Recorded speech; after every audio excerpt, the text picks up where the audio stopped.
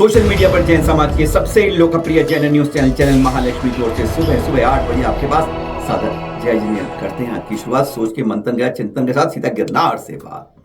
कुछ दिनों से गिरनार चर्चा में चल रहा है, तोड़फोड़ के कारण, बदलाव के कारण, छेड़छाड़ के कारण और आज चारित्रिक हनन के कारण। आरिका विरागमती माता जी का पत्र देख रहे हैं, अपील देख रहे हैं जो जगह जगह सोशल मीडिया में वायरल हो रही है कि वयोवृद्ध आचार्य 85 वर्षीय आचार्य श्री निर्भय सागर जी आमरण अनशन की घोषणा कर रहे हैं। आज पूरी कमेटी वहां पहुंची है ट्रस्टियों की। ऐसा पहली बार नहीं हो रहा है, ये बार बार हो रहा है पिछले 2-3 साल से लगातार, बल्कि पहले से ही आचार्य निर्भय सागर जी इस बारे में अपील कर रहे हैं कि वहां पर गिरनार के अंदर जो निर्मल ध्यान केंद्र है वहां बहुत गलत काम हो रहे हैं। बता नहीं सकते, आपको सोच नहीं सकते, कल्पना के बाहर है, जो कल्पना के परे। जो पहले निर्मल सागर जी महाराज जी थे ना, उनके आंखों देखी बात आचार्य श्री निर्भय सागर कहते हैं, जो हमें बताया चले महाराज जी को, मेरी आंखों देखी है, प्रमाण करके बात करता हूं, जो मैं गलत नहीं कहता हूं। इस बारे में उन्होंने कई बार पत्र लिखे हैं, हमारे पास भी कई पत्रों की प्रति है कि इस तरह का चारित्र्यहन वहां पे करा जा रहा है। इस तीर्थ के ऊपर जहां सबकी आंखें नतमस्तक होती है, हमारे बारे में मत सुनिए। सीधा सुनाते हैं जो चैनल महालक्ष्मी का संपर्क हुआ और फिर उनसे बात की चर्चा हुई आचार्य श्री निर्भय सागर से। सुनिए जरा उन्हीं के मुख से, सोचकर रोंगटे खड़े हो जाते हैं कि हम कहां से कहां जा रहे हैं और ट्रस्टी क्यों नहीं सुन रहे हैं। वैसे आज उनकी टीम पूरी समाचार लेने तक वहीं पर चर्चा में लगी हुई थी कि किसी तरह इस बात को खत्म किया जाए, सही रास्ते आ जाए और आचार्य श्री का अनशन को रोका जाए। सुनिए जरा आचार्य श्री के मुख से। मुझे आज 3-3.5 वर्ष हो गए ये मुझे पट्टाचार्य पद दिए हुए जी।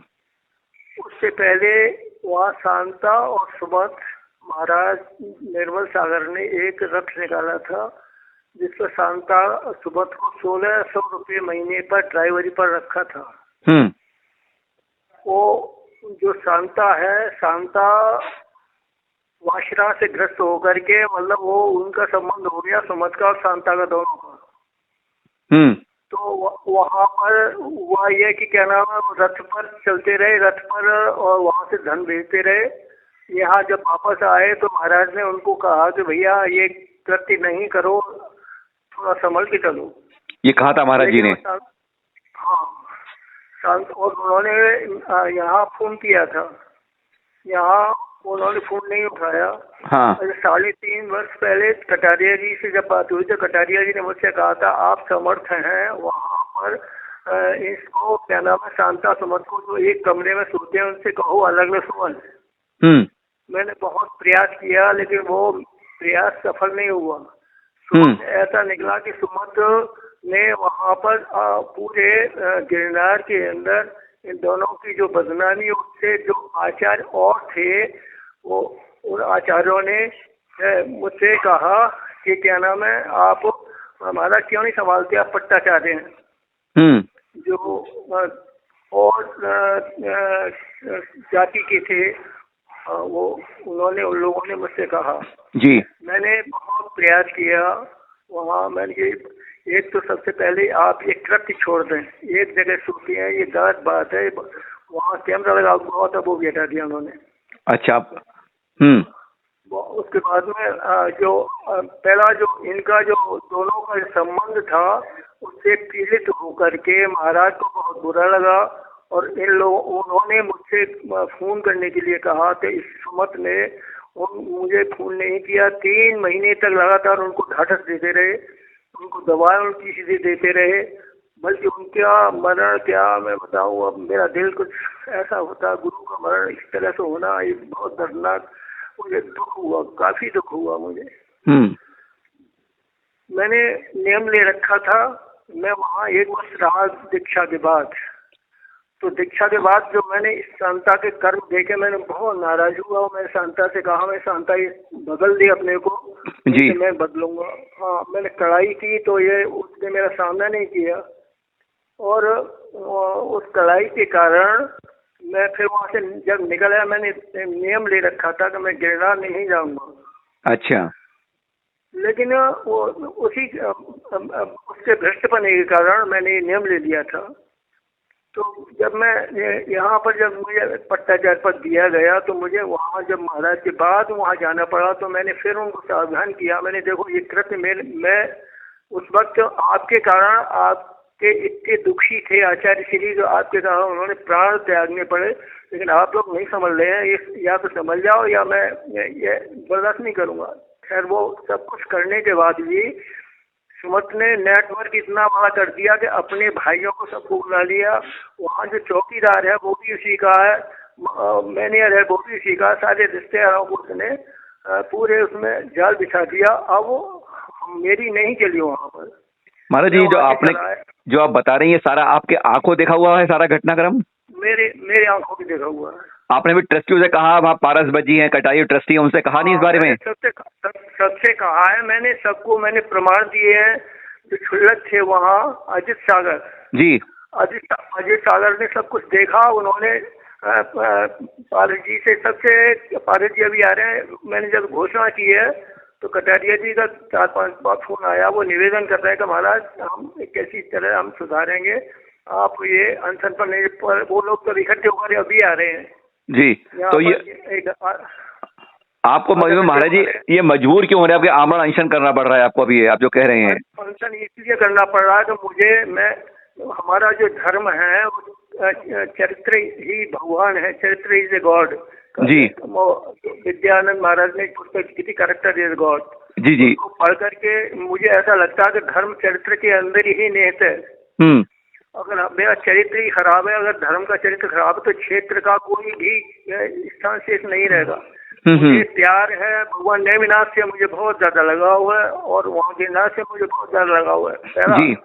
दूसरा ये है कि दर्शन, एक साधु दर्शन जो उनके पीछे इन्होंने शिक्षा दी थी जी जी। अब वो वहाँ पर शाम को जब वहाँ दरबार लगता है तो वो मुसलमान पद्धति से सिद्धि विद्धि कुछ करते हैं, और जितने दलित हैं मुसलमान हैं वो शाम को जब इकट्ठे होते हैं तो मुझे बहुत मुनि की पर्याय का वास हो रहा है, मुनि की पर्याय समाप्त हुई चली जा रही है। ऐसा लगता है कि इन्होंने ये क्या कर रहे हैं। ये सारी बातें देख करके मैंने ट्रस्टियों को कम से कम 10 पत्र लिखे।